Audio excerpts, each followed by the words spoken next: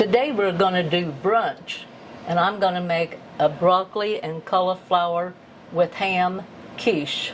I used to think I didn't like quiche. What a nut. I was wrong. Here in this bowl I have 4 large eggs, and I've slightly beaten those up, and to that I'm going to add 3/4 tablespoon or 3/4 teaspoon of salt and about half a teaspoon, well, that's more like 1/4 of sugar. Kind of mix that up.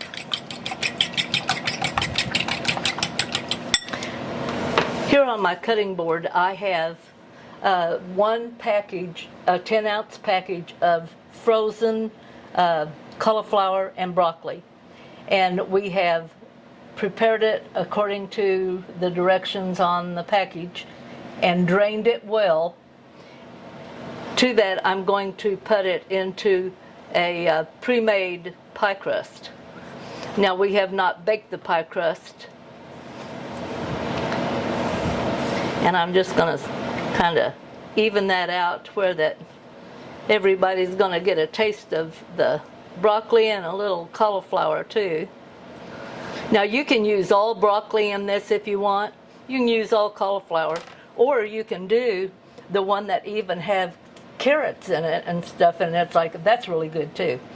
To that then I have 1/3 cup of chopped onion. I didn't like the looks of that onion, and I'm just gonna sprinkle that over the top.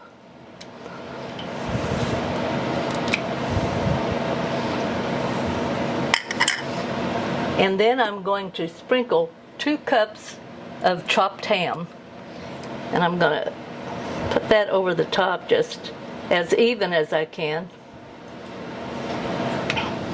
Now I have a 9-inch pie crust here.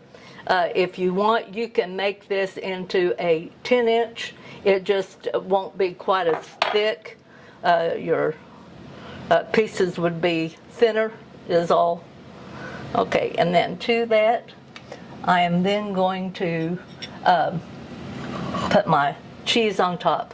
Now I have shredded half a cup of Swiss cheese and about a cup of cheddar cheese, and they can just be mixed, and I'm just going to sprinkle that over the top.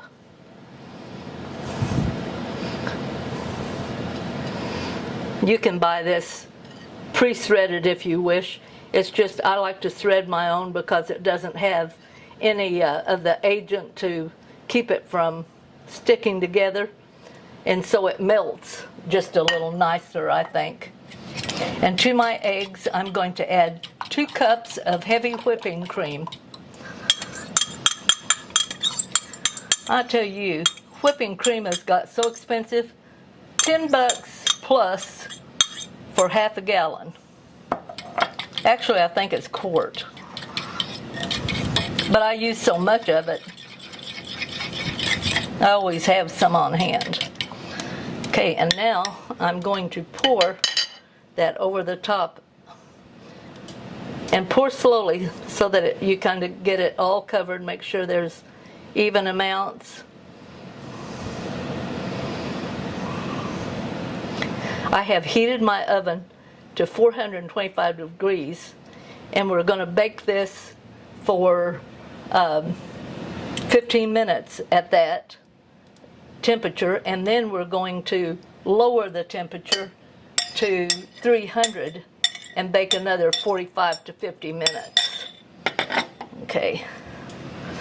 Alrighty, in she goes. Time is up.